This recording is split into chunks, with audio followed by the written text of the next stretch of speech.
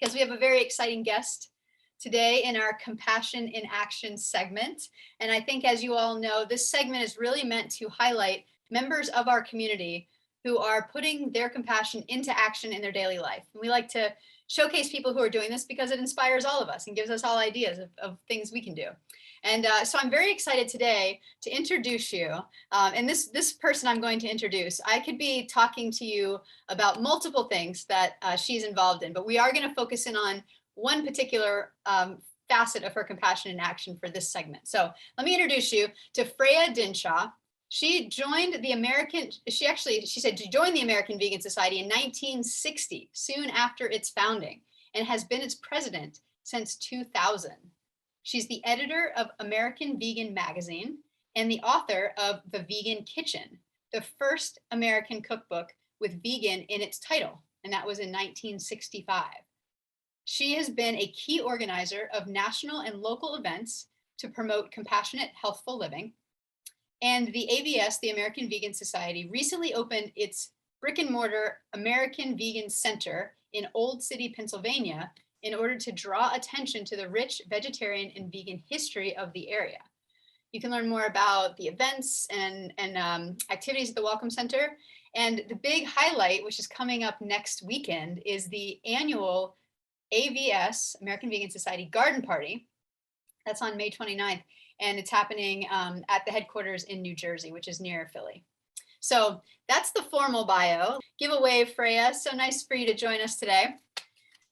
Hello, Erika. Hello, everyone. Pleased to be here. Yay. So I also want to just mention that you have been 60 plus years on the vegan path. That's right. Yes. So this is remarkable. And the focus that we want to look at today is a program that you started in schools with youth, trying to help them learn how to do vegan cooking. And so before we dive in, I want to show some pictures because a picture is worth 1,000 words. So let's get a few pictures up here. Let's see what this looks like in action. And then I want to hear some stories about what this program is, how you've thought of it, how it happened. So that is your book on the cover, the book that you created for the kids, yeah? Yes, that's the book that came out of the classes and the activities I was doing with children. And we involved quite a few kids in it, from the after-school program, neighborhood kids, family kids, and so on. Take a look at these kids that Freya has been teaching. That adorable kid is making tofu salad, I believe, right? That's right, yes. One of the recipes from the book. We teach children to use knives and be safe in the kitchen. A lot of parents don't want their children in the kitchen. They think they'll be a nuisance. It'll take too long if the child's in the kitchen, and knives and things are dangerous. Well, I think it's very important to teach children how to use knives safely, because I see a lot of adults who don't know how to be safe in the kitchen.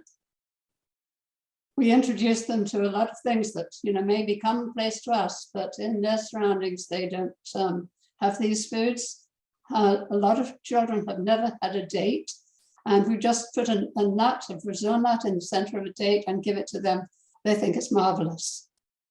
These two pictures are on the right-hand side is my grandson, Clint.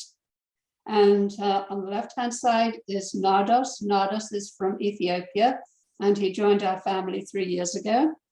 So last year they wanted to plant vegetables, and this is the result. They had quite crowded little gardens. We had to keep the deer out, which meant that particularly Nardos's basil and beans were eaten a number of times by the deer before we managed to protect them enough so they could climb up. Amazing. I would love to just hear, how did you get this idea? Like, what inspired you to say, you know what, I think I'm going to go work with some kids and teach them how to cook in a vegan way? Well, this is one of those things that happened by chance. I was already volunteering to help at an after-school program, help the children with their reading, help with their math. And then one evening, the lady who does their snacks said, it would be good if we could give them healthier snacks. So I said, well, I'd been thinking about that too. How would it be if we made a soup? We can find out what vegetables the children like and we'll make soup.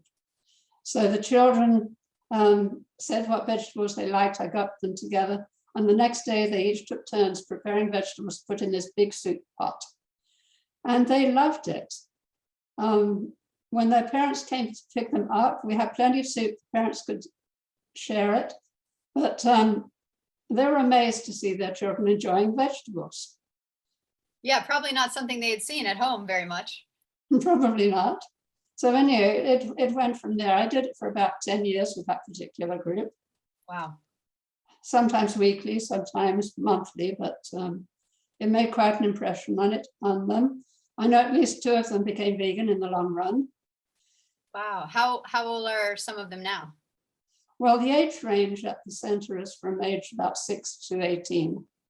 But I don't use the word vegan in this context because I know it might upset some people to think I'm trying to influence their kids to eat differently from the way they eat at home. So what I say is that we have a snack program based on foods that we are encouraged by the USDA to eat more of. So that means we work with fresh vegetables, fruits, whole grains, and we introduce them to the legumes, the peas, beans, and lentils. So with the program, we do quite a bit of salads and soups, and also some treats. And we make cookies sometimes, and we make cakes sometimes. And they really love it.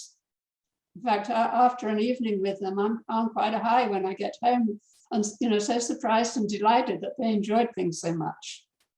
So amazing. And what would you say to people who are listening to this and thinking like, oh, I should see if I can do something similar in my local community? What would they need to know in order to do something like this that you've learned over time? Well, I've done it by invitation. I was subsequently asked by a church group to go and give a series of classes down there.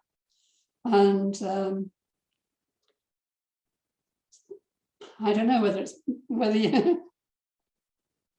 I don't know whether I would have been able to have the chutzpah to go in and say, let me do it, but I got invited to do it, and it went very well. Well, now there's a model that you've put out in the world that other people Yes. can point to and say, look, you should let me do this in our local community because it's working over there. If someone else recommends you, that's the best way to do it. Fabulous. But And children what's have your a lot of energy for this. If they've been involved in preparing food themselves, they really want to try it.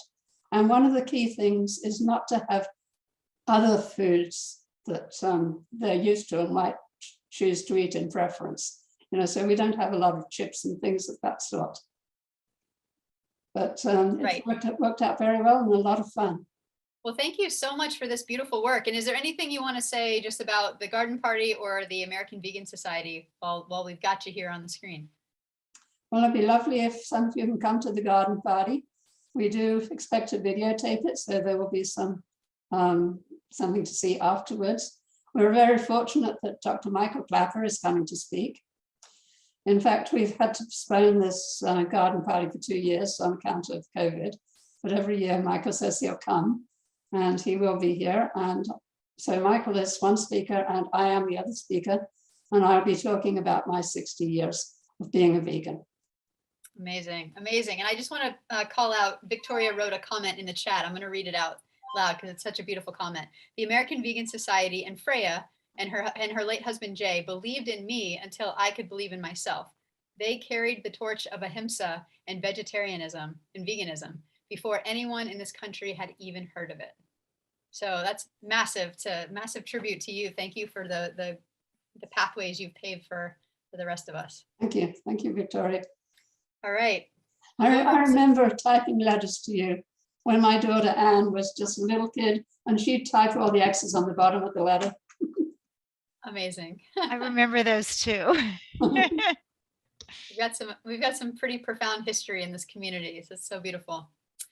So yes, thank you so much, Freya, for joining us, and Victoria for inviting Freya to be a part of this. And we hope you're all inspired now by a little more compassion in action and have some new ideas for what you might be able to do in your local place.